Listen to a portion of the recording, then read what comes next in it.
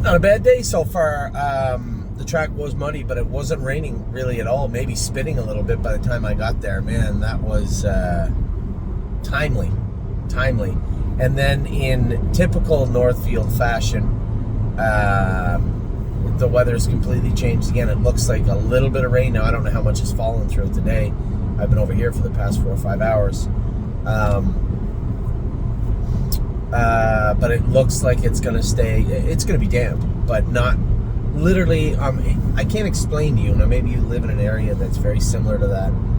But when I was on my way over here, the Weather Network was adamant that it was going to rain all afternoon at the Meadows, and from time to time might be a dose of heavy water. And 100% certain, I think there was a 90% chance that it was going to rain all evening in Northfield. Not what I was looking forward to say the least. But quite frankly, feeling pretty lucky.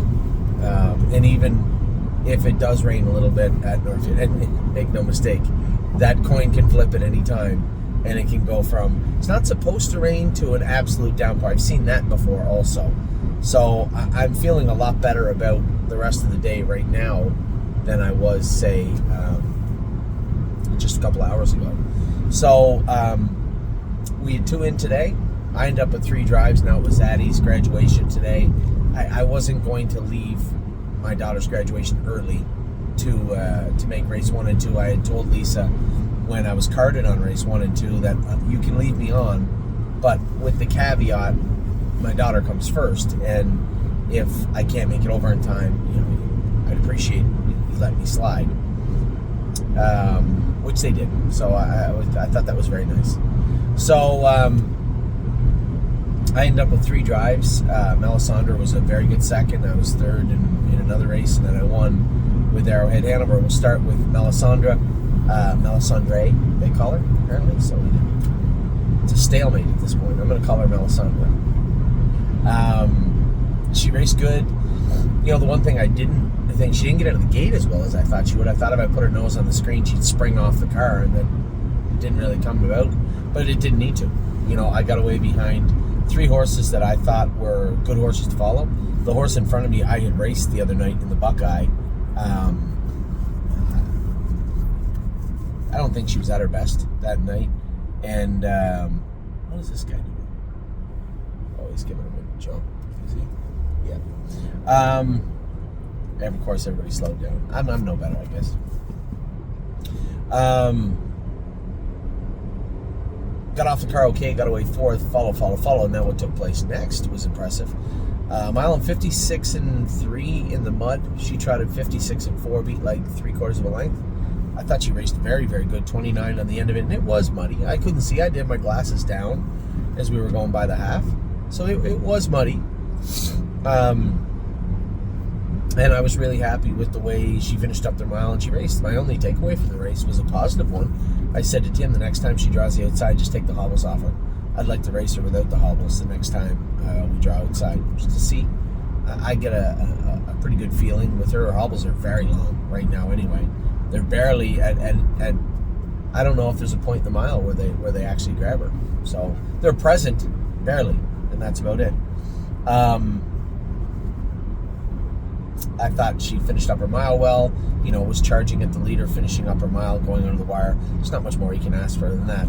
There is going to be a hot summer day or night at the Meadows where she gets a really good trip and takes a mark of 54, 55, 56, which will suit us well down the line. That will be, I guess, goal number 1. And then after that, trying to find the right places for her to race. As of right now, I think she's in the right place. Now, Arrowhead Hannover, a mixed bag. These are aged horses, battle-hardened horses.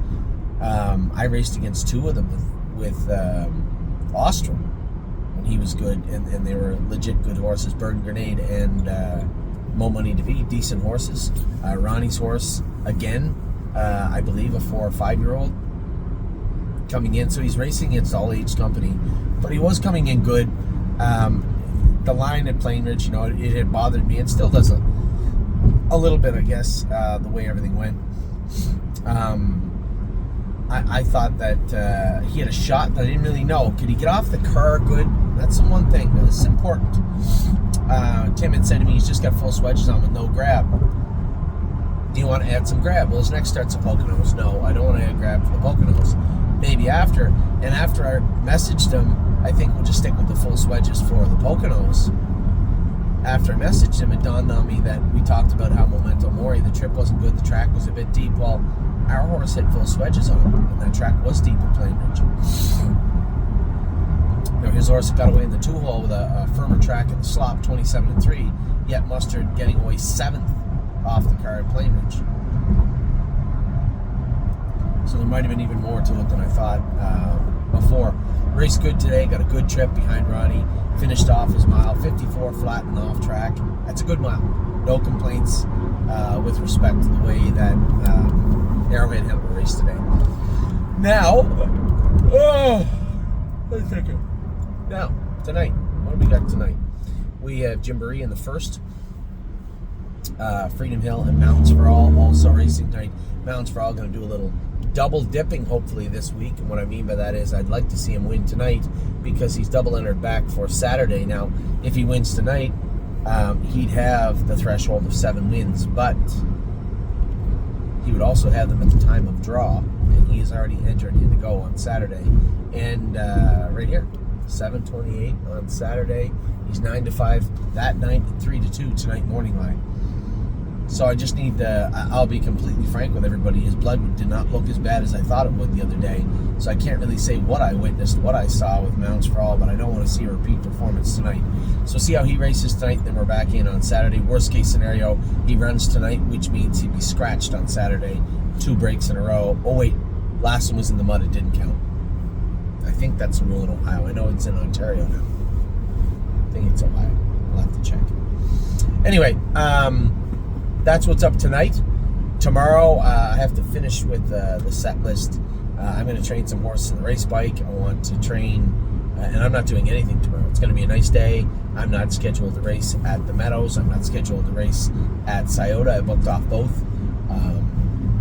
Originally, I booked off Scioto because I wanted to watch Ollie play baseball.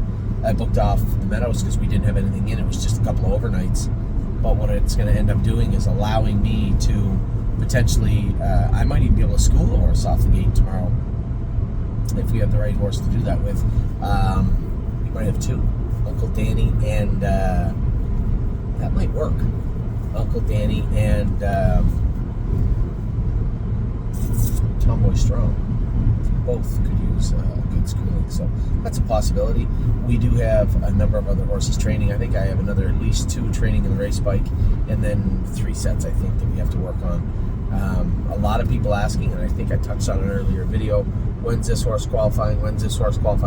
Our first qualifiers on this side of the border will be June the 10th, or on the northern side of the border, 6th and 7th. We will be qualifying Dune and whoever else James and Dominic decide they're going to qualify. James says they're all ready to go.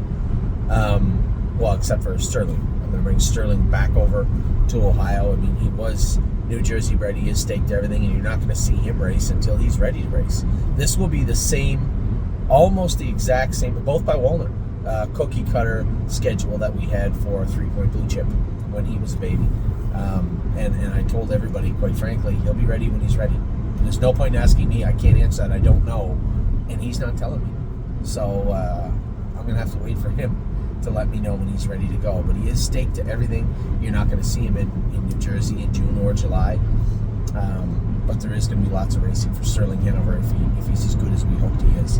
But right now, we have to finish polishing him off. And I think the easiest place to do that would be at the Meadows rather than Mohawk. We can qualify him or whatever, but I just feel that I want to keep a real close eye on this guy. So we'll probably get him ready the last 2 weeks at Northfield Park, and then I'll slide him over to the Meadows. We'll get him qualified racing, and then we'll decide what we're going to do with him the rest of the summer. What does that timeline look like? I can't answer that. What I just said might take place over the next month, might take place over the next 6 to 8 weeks. But he'll be the one, Sterling Hanover will be the one to let me know when he's ready to go. Everybody else in Ontario is ready right now, according to James. We are trying our hardest to get some more weight on Simply Chaotic. He's just light, and a little more than a little light. Now, not horribly. I mean, but I'm talking in the context of him being able to race competitively and strong all summer long. He's light. We need to put some weight on him. He's eating pretty good, so it's been a bit of a chore, but we will get to the bottom of it and get him squared away over the next little while. If he's eating, we can put the weight on. I guess is kind of what I'm getting at. Excited to see how Dune qualifies and what we come up with right after that. There's only 2 paths at this point: racer at Mohawk or racer in Michigan. Depending on the day and how she goes and what James's thought process is, it could be either. I think the deciding factor to answer that question will be simple. It will come from the horses she has to race against. So if we qualify her and they don't fill a 2-year-old maiden, or if there's a couple of 2-year-old maidens that look like they want to give somebody a tussle, we likely won't. Having said that, she could race for the exact same amount in Michigan in the fairs, where there's not going to be many horses looking to give her a tussle, I don't think. I don't want to sound arrogant about the filly, and I know this is eerily reminiscent of how I spoke about Mountaineer Prince last year. Well, I didn't foresee Mountaineer Prince making breaks all summer, right? That one I did not see coming. You're not going to see that happen with Dune. It's just made a break in effort, so it's not going to be a problem in that regard. So that's some of the stuff that's going on, but first and foremost, Alessandra great today. Arrowhead Hannover great tonight. This afternoon. Good luck to everybody tonight. Jim Marie, Marina Imagination, Mounds for All, and Freedom Hill. Good luck with those 3. I will talk to you maybe later on tonight or maybe tomorrow morning. Either way, I'll talk to you at some point. Take care.